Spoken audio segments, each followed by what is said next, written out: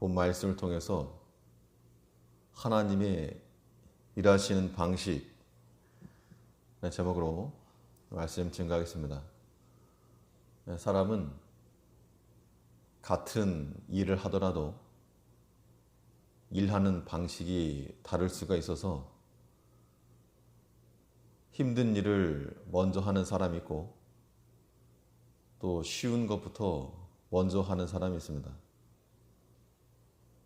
먹는 것도 입맛에 맞는 것부터 먹는 사람이 있고 또 자기가 좋아하는 것은 남겨두었다가 마지막에 먹는 그런 사람들도 있는데, 우리가 이 사람의 행동하는 방식을 이해하게 되면 어떻게 대응할지를 알 수가 있습니다. 하나님께서 우리를 위해서 일을 행하시는데 그 일하시는 방식이 어떠한지를 이해하고 있을 때, 그때 우리는 좀 더 인내할 수 있고 또 소망 가운데 거할 수 있는 겁니다. 그러면 하나님께서 우리를 위하여서 대사를 행하시는데 이 하나님의 일하시는 방식은 어떠한 특징을 가지고 있는가? 어떤 방식을 통해서 그의 일을 이루시는가? 본 말씀을 통해 살펴보면, 먼저는 하나님의 일하시는 일들은 명명백백하게 드러나는 특징이 있다는 겁니다. 하나님의 행하신 일들은 감추거나 숨기거나 그런 일이 전혀 없이 온전히 만천하에 드러나서 누구라도 볼 수 있게끔 그러한 결과를 가져오는 겁니다. 하나님은 빛이시오 또 만왕의 왕이심으로 누구를 두려워하지도 않으시고 숨지도 않으시고 숨길 것도 없이 자신이 하시고자 하신 일들을 빛 가운데서 드러내시고, 때로는 사람이 감춘 것까지라도, 감추어진 것까지도 드러내시는, 그래서 믿는 자들이나 믿지 않는 자들에게까지 하나님의 능력이 드러나게 하시는 하나님이십니다. 3절 말씀을 보시면, 여호와께서 우리를 위하여 대사를 행하셨으니 우리는 기쁘도다. 이건 바로 앞에 2절을 보게 되면, 그때 우리 입에는 웃음이 가득하고 우리 혀에는 찬양이 찼었도다. 열방 중에서 말하기를 여호와께서 저희를 위하여 대사를 행하셨다 하였도다. 2절과 3절에서 같은 말이 반복되고 있는데, 이 3절에서의 말과 2절의 말이 조금 차이를 두면, 앞에 있는 구절은 하나님께서 행하신 그 일들에 대해서 자기 자신들이 기쁘고 즐거워하면서 하나님께서 우리를 위해서 대사를 행하셨다 라고 고백한 신앙 고백이라면, 3절은 이방의 증언을 재복창한 겁니다. 하나님께서 애굽에 재앙을 내리셔서 그 백성들을 구원해내실 때 하나님의 행하신 일들을 이 이스라엘 백성들만 본 게 아니고 바로와 또 모든 애굽 거민들이 다 보고 들음으로써 하나님을 섬기지 않던 그들도 하나님께서 행하신 일들을 봤다는 겁니다.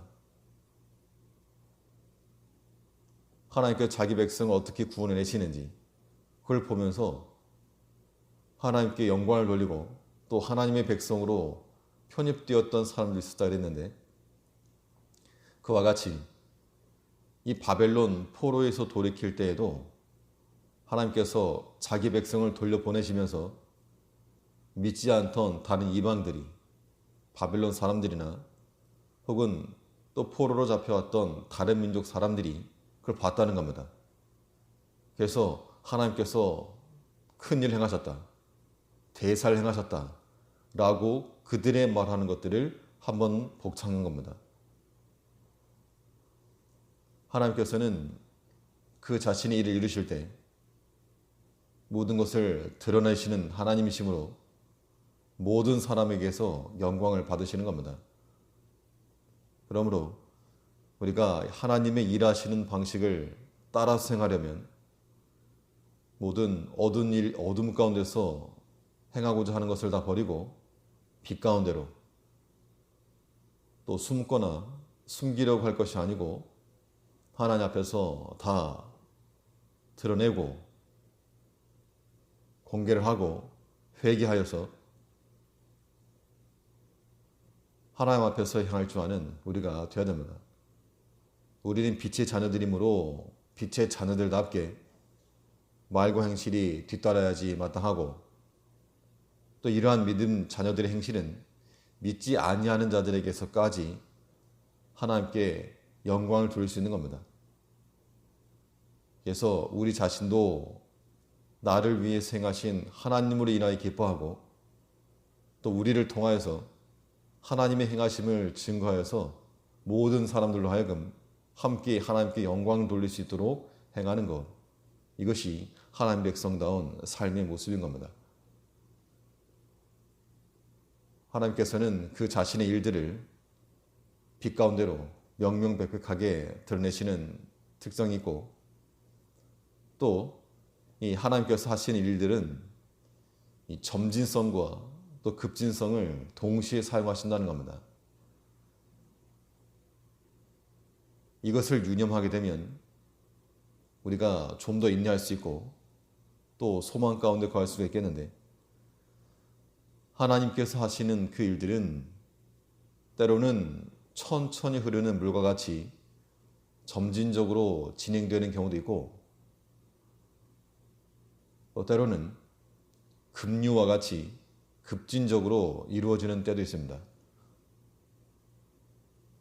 그래서 사람이 인본주의적 사고를 가지고 억지로 빨리 가게 하려는 것도 그건 금할 일이요, 하나님께서 역사하시고자 하려는데 이 뜻을 거슬려서 느려지게 하는 것도 합당치가 않습니다. 4절을 보시면 여호와여 우리의 포로를 남방 시내들 같이 돌리소서.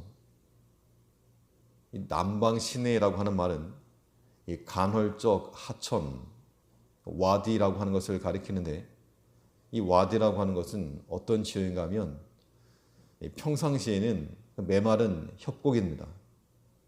평상시에는 그런 마른 땅인데 비가 오게 되면 이 급작스럽게 강이 형성되는 그런 지역을 와디라고 그러는데, 이 포로에서 돌아오기까지 70년이라고 하는 세월이 걸렸지만 아직 남아있는 포로들이 있어서 하나님께서 그들도 남방 시내와 같이 비가 와서 급작스럽게 그 강물이 형성되는 것 같이 그들을 또한 신속히 돌리시고 또한 포로에서부터 귀환할 수 있도록 이루어 주시기를 지금 구하고 있는 겁니다.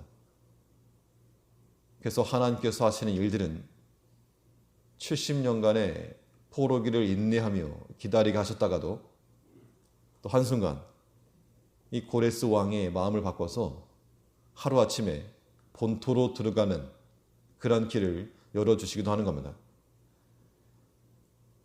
요셉이 큰 고난을 받았지만 또 하나님께서 하루아침에 왕 앞에 설 수 있는 길을 열어주신 것 같이 하나님의 이러한 일하시는 방식을 이해하게 되는 자들은 인내 기간에는 순종하면서 기다릴 것이요, 또 하나님께서 역사하시는 순간에는 담대하게 행동에 옮길 수 있는 겁니다.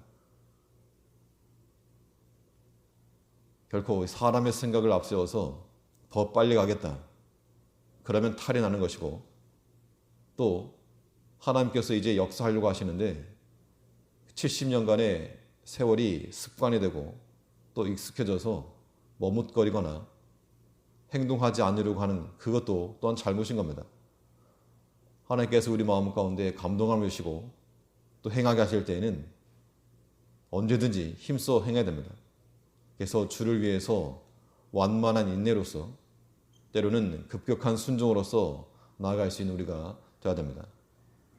하나님께서는 그 자신의 일을 명명백백히 드러내심으로 감추거나 숨기지 않고 빛 가운데 행할 것이며, 하나님께서는 점진적으로도 때로는 급진적으로 일을 행하심으로 완만하게 인내 가운데 거하고 또 담대하게 순종하여서 하나님의 일하심에 쓰임받는 하나님의 백성들이 되어야 될 줄 압니다. 기도하겠습니다.